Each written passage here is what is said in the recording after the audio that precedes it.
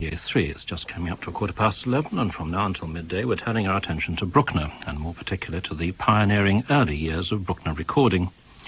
In the 1920s and 30s, as Robert Haas, and in the case of the Ninth Symphony, Alfred Orrell, began to research and publish scholarly editions of Bruckner symphonies, so the record companies began the monumental task of beginning to commit the works to disc.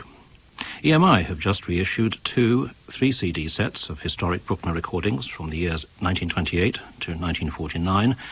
Meanwhile, Tahra have assembled an archive of recordings by the Jochum brothers, Eugen and Georg-Ludwig. Stephen Johnson, whose Marathon Bruckner series for Radio 3 reaches a further point of apotheosis next Wednesday evening when he arrives at the 8th Symphony, has been listening to the records, and he's with me now. Morning. Morning. Can we deal with the Tahra set first, the brothers Joachim? I mean, people have heard of Eugen, but not Georg-Ludwig is not so famous. He was younger. Eugen was born in 1902 and Georg-Ludwig in 1909 and died long before Eugen, and never really established much of a reputation for himself, except possibly to older listeners as a Bruckner conductor. Yes, I wouldn't say that I would regard him from this set of recordings as a great Bruckner conductor, but certainly quite an interesting one.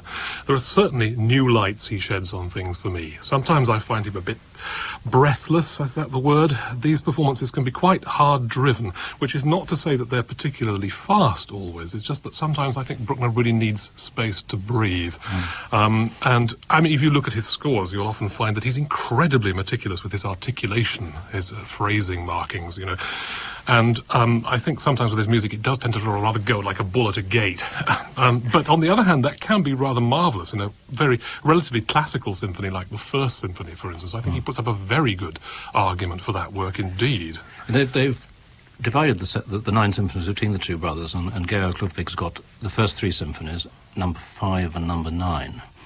I think what's particularly interesting is that the Second Symphony and the Fifth, most of them post-war recordings, but the second and the fifth were recorded in 1944 by the Bruckner Orchestra in Linz, which is a very interesting historical phenomenon, isn't it? It's not one it's entirely politically correct to talk about, of course. Well, it was an idea of Hitler's in 1939 that I think it first came out, and actually, one has to say it was one of Hitler's better ideas, which was to make Linz and the church at St. Florian, where Bruckner's buried and where he worked as a not as a shrine so much as a centre of excellence, I think, for Bruckner studies and Bruckner performance. And he had the idea, I think, that the Linz orchestra was there for the opera, and there was a kind of symphony orchestra there, and that he would build on this. And then the war started. And I think almost it must have been as a kind of displacement activity in 43, 44. The idea suddenly revived again, and German radio took charge of the recruiting of the orchestra, which means suddenly they got musicians from all over Germany. And very good ones, by the sound of these recordings. Excellent. And Georg-Ludwig was put in charge.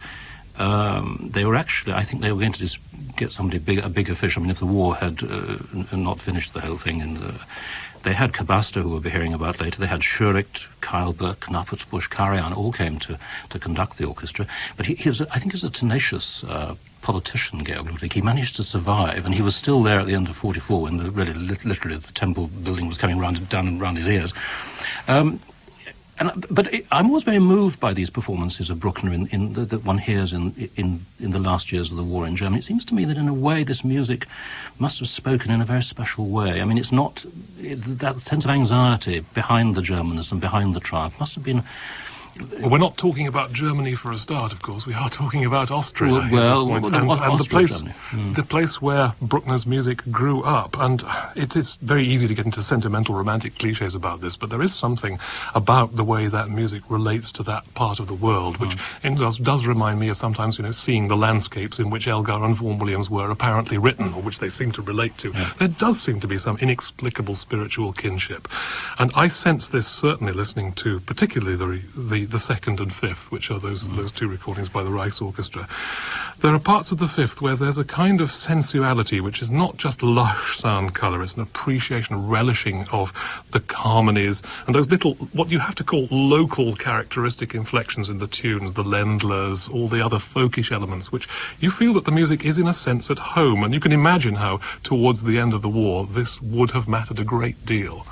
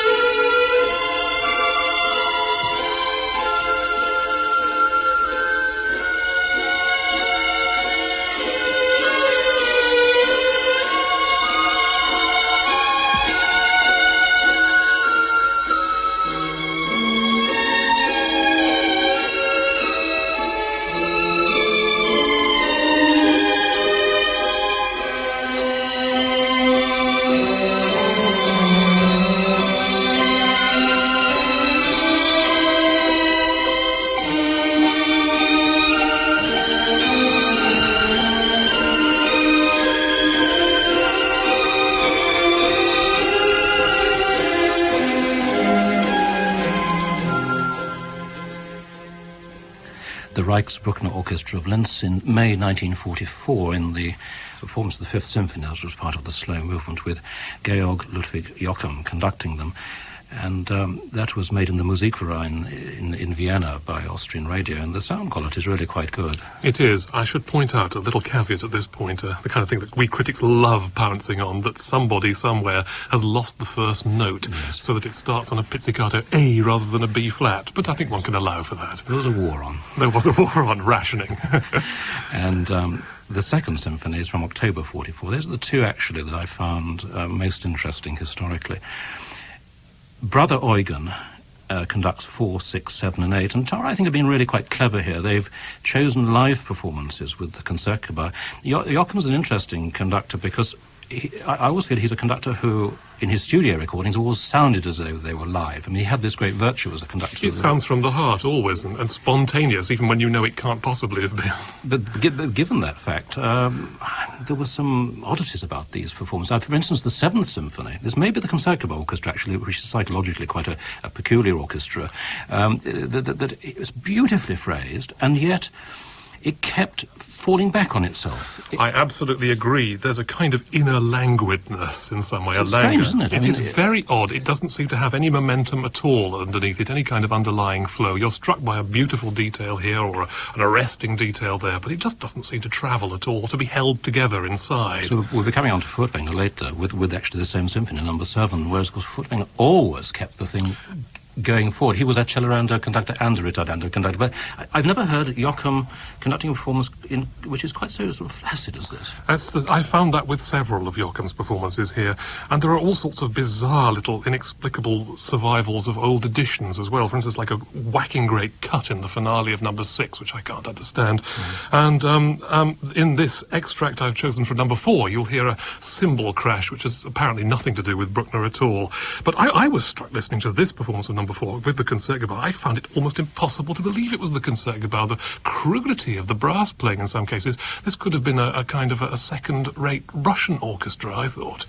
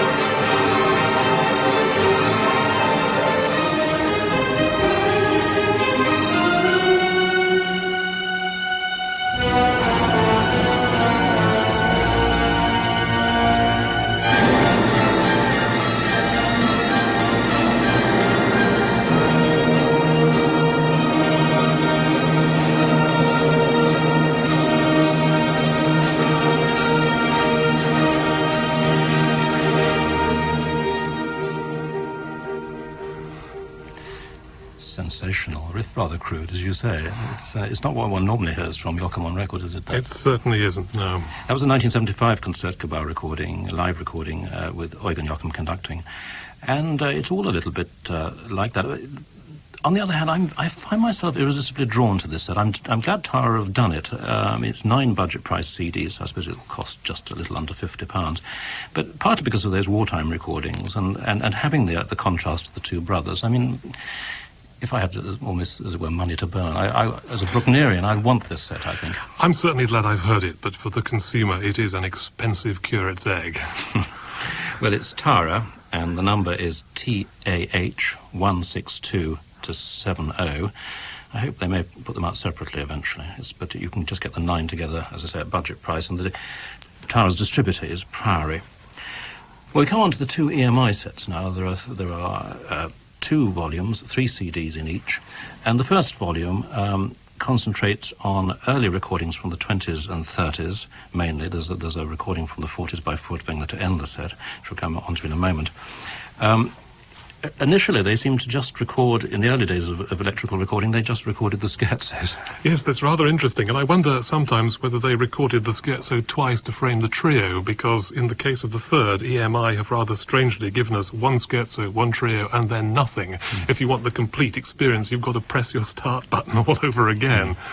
I mean, I was struck by the way that the playing is actually often rather seedy in the quick scherzo. Yes. But when you get to the trio, then you do get, with the Vienna Symphony or whatever, under these unknown conductors. It opens out and suddenly it smiles, and there's all this wonderful Gemütlichkeit, this charm. Yeah. Then, after we've moved on from these early late 20s recordings, we get to 2 substantial recordings, which were very famous in their day. Karl Böhm, the young Karl Böhm, conducting what we would now think as the Dresden Staatskapelle, the Saxon State Orchestra. Recordings made in Dresden in the mid-30s of the 4th and 5th symphonies. Very classical performances. I think these must have been very important in their time, and it is remarkable given how new the original versions were. And actually one of the big advantages of this set is it allows you to hear, for instance, the notorious old Löwe-Schalk edition of number 4, to hear what the first editors did with Bruckner and the absolute travesties of his music that people would have been familiar with up to the 1930s. That these performances by the young Karl Böhm of what must have been a completely revelatory experience, the original Bruckner untampered with as far as we know, that they should be so authoritatively and so beautifully worked out and sound so convincing structurally is absolutely remarkable. Because in some cases, nobody would have heard these movements in the order that they're placed, not in the order they're placed, but the music in the order that it is, without huge cuts, rescoring or whatever. So that kind of quality is very impressive, and I can understand why they were important in their time. But as a spiritual experience, for me, it's rather as though the cathedral is built carefully, stone by stone, absolutely according to the master plan. Everything is done very conscientiously, but the spirit just refuses to take up residence. It's as though the cathedral's been rebuilt by the Bauhaus. Absolutely, that's right. But it's such a wonderful orchestra. I mean, again, listening to the other orchestras on this, so the Vienna Symphony in the 30s and so on there, I mean, the Dresden Orchestra was a fine orchestra with wonderful clarity of articulation, and 1 or 2 lapses in ensemble, but that was presumably the recordings at that time. They didn't have time for all the retakes. But do you think more of historic interest than... Well, I'm afraid I do. I know that Robert Leighton in his notes refers to the sober dedication. I think that's about right. Whether sober, whether sober is entirely justified as a term of praise in Bruckner, I don't know. But then there is Furtwängler conducting the 7th Symphony with the Berlin Philharmonic in 1949. This has not been on CD before, and it's generally, I think, thought, isn't it, not to be the greatest of the Bruckner 7ths from Furtwängler on record. Most people probably have got the Cairo recording on DG, which has been much more widely available, but this is very, very fine, isn't it? It's very fine indeed. In some ways, it's more slightly understated, more nobly restrained, if you can imagine that, Furtwängler. It certainly is here. I was particularly impressed, as one ought to be, by the slow movement here. There's that classic Furtwänglerian legato, but which, again, is so full of subtlety, and there is this noble quality about the playing.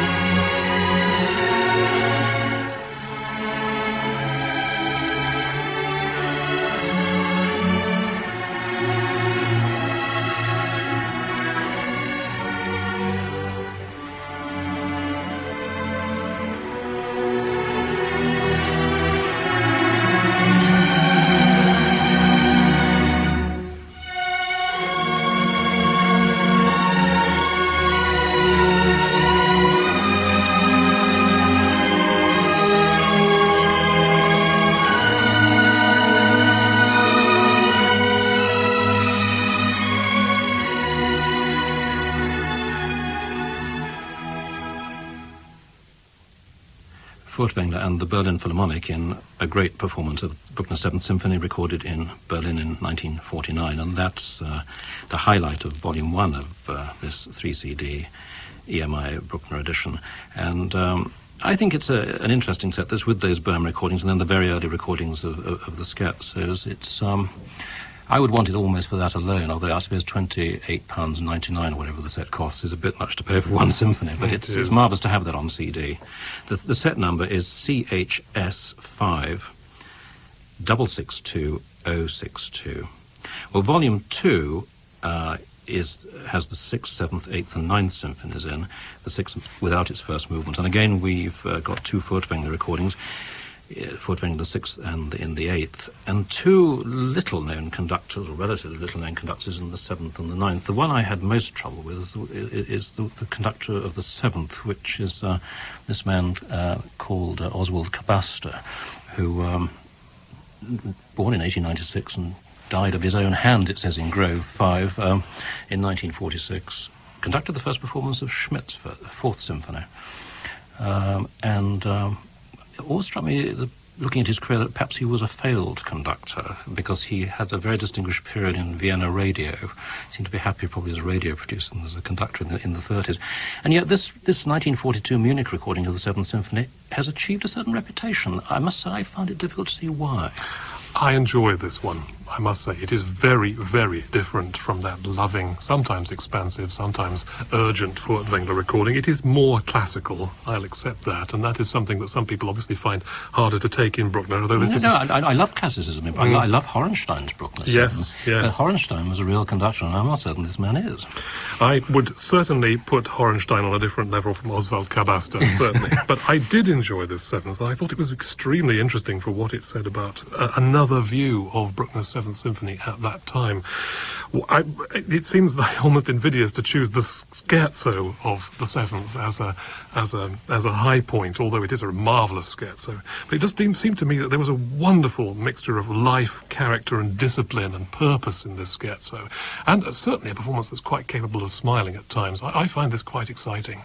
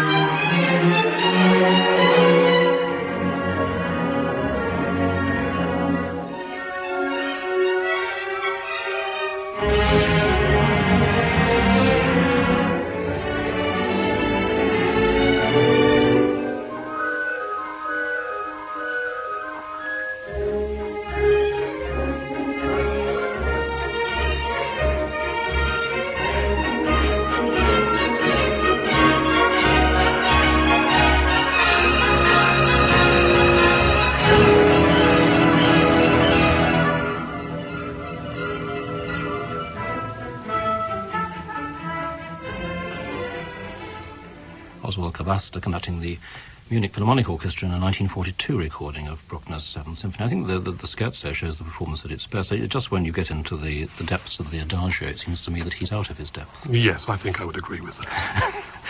But this next conductor, equally not probably certainly not a household name nowadays, Siegmund von Hausiger, made this pioneering recording of the Ninth Symphony in 1938, and this is actually rather special, isn't it? It is special. You have to remember that, again, up till then, the revision, the edition of the Ninth that would have been available up till then was a particularly Bowdlerized edition. There are some startlingly modernistic discords and harmonies in the Ninth Symphony, and these were cleaned up. They were obviously felt to be just too extreme for people for a long time. So this was very new, very startling. To approach it with this degree of authority and understanding, with so little time to get to know it, is remarkable. But I just think this is one of the most remarkable recordings of the Ninth Symphony I've ever heard. Part of that must be that sense of freshness, of discovery, of awe, of discovering what Bruckner had actually done was even better than you knew. But it just seems to be so well thought through and so deeply felt at every level. And listening to the Adagio, there really is that sense of it. You're setting out on some extraordinary quest, some pilgrimage, some journey here. And when we reach the first climax, this never fails to make the small hairs on the back of my neck stand on end. Mm. And what about the actual quality of the playing as such? I mean, do you find it's the Munich Philharmonic, again, as with Capacitor? Oh, I find it very authoritative and very, very beautiful indeed.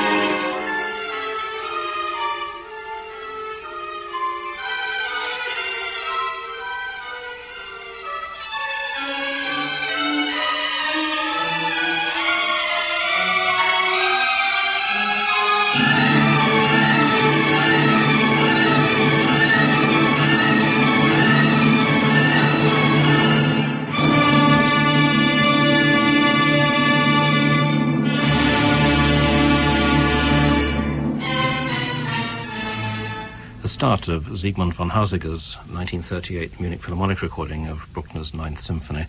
It's a performance which I suspect it was widely available before the war, and I suspect it had quite an effect on other interpreters of the symphony. I think you can hear many conductors starting from this conception of the Ninth. I mean, well, you have an enormous responsibility when you make the first recording of a piece of music, because you're defining so much about it, as much as the score is to a certain extent. And it's a very central tradition of performance, because it's not as slow as Gillian, and yet it's not as quick as the Horenstein school of interpreters. It's really bang in the middle. It couldn't be better as a kind of first defining recording from that point of view, could it? Well, that's one obvious highlight of the set. Now, one would have thought possibly that the Bruckner 8, which is conducted by Furtwängler, no less, would be another highlight. He made 2 recordings in 1949, one on the 14th of March and another on the 15th, and there are differences between them. I actually think that the Vienna Philharmonic 1944 recording, which is in very good sound, Austrian radio in the Musikverein Saal, is the great, if very neurotic, but nonetheless great Bruckner 8 from Furtwängler. This performance... Well, I wouldn't give it house room, actually. I think I absolutely agree with you, and fascinatingly, neither did many of the audience by the sound of it, because... Well, that's right, partly because of it, because of the context. Yeah, absolutely. I mean, the end of the first movement, one of the greatest inspirations in all Bruckner, this dying away to nothing, the passage Bruckner called the Annunciation of Death. You can hardly hear it. It's almost obliterated by coughing. Now, I know that had been a bad winter, and there must have been a lot of colds around in March, but you can't even hear the familiar German psst, so audiences telling other members to shut up. Yeah. It's almost as though Furtwängler is doing his own thing on the stage, and there's this coughing audience sort of hardly paying attention at all. And also the recording, it doesn't seem to get the focus of the brass in the way that the Austrian radio recording of 44 does. Not at all. They sound very, very sort of remote. Fantastic end to the first movement. Yeah, the brass blazing into the darkness, and it's all a little bit remote and muffled. It's absolutely very, very far away. It's strange. Feverish was the word that came to mind about this performance. This is. I remember I was talking to Haitink, because we all tend to genuflect in front of Furtwängler, and I was saying, the wonderful 1944 Furtwängler 8, Bruckner 8, and he said, I find it very strange. He said, it's because of the neurosis of it. I said, well, it was the war. He said, I suppose so, but he said it's a very strange view of Bruckner. It seems that this symphony brought out something particularly neurotic in Furtwängler. It's never quite the same in any of the other recordings I've heard of any of the other symphonies. Well, also in this set is the Sixth Symphony, and a 1943 recording, which you talk about the first note of the Georg-Ludwig Jochum fifth missing, the whole first movement's missing here. And interestingly, Furtwängler never conducted the symphony after this, and I don't think had conducted it before. Given that, it's an interesting, bit like Hausiger, first time experience, but it's again very different to the Hausiger, isn't it? It is indeed. It is somewhat freer in some respects, and yet not as free as Furtwängler could be. Certainly not compared to the Eighth. I think it's a terrible shame we don't have that first movement. I think it's a terrible shame he didn't do it again, because this has always been the Cinderella of the mature Bruckner symphonies. A fascinating work, which for some reason or other just doesn't seem to have caught on with audiences and audiences and conductors. And we're going to hear the whole of the finale. We're going to hear the whole of the finale, because this is one that almost always seems to fall somewhere in recordings and in performances, and he seems to have an overview of this movement which is almost unique in my experience. He gets a main tempo which you can stick to or around. He has a sense of this movement as a really rather exciting drama. I think this is uniquely compelling.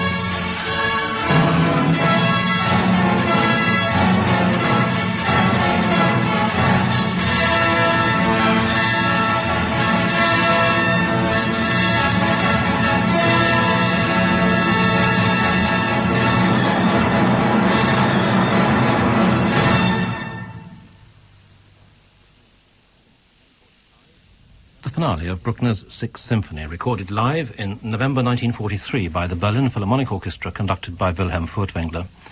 The performance isn't complete, there's no first movement, but the other symphonies in this second volume of EMI's survey of historic Bruckner recordings are complete. The Seventh Symphony, conducted by Oswald Kabasta, the Eighth Symphony, also conducted by Furtwängler, his 1949 Berlin recording, not entirely satisfactory, and Siegmund von Hausiger's pioneering 1938 Munich recording of Symphony No. 9.